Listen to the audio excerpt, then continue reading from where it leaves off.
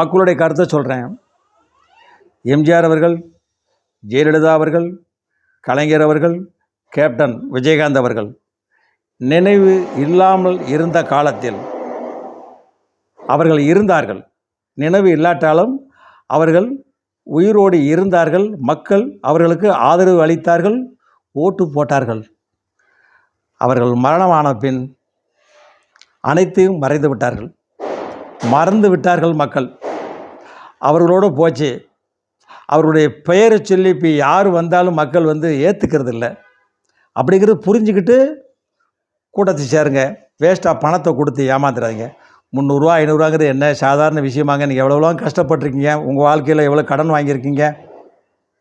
ஏழை மகன், விவசாயி மகன்லாம் சொல்கிறீங்க, பொய். தெரியும்.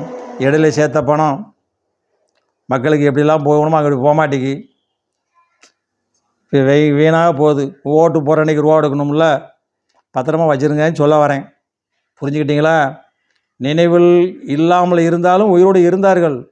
ஆகையால் செல்வாக்கு இருந்தது. அவங்கெல்லாம் இப்போ இல்லை. அப்போ நினைவோடு வாழ்கிறாங்க மக்கள் அப்படின்னு சொல்லிவிட்டு அடுத்தபடி வரேன்.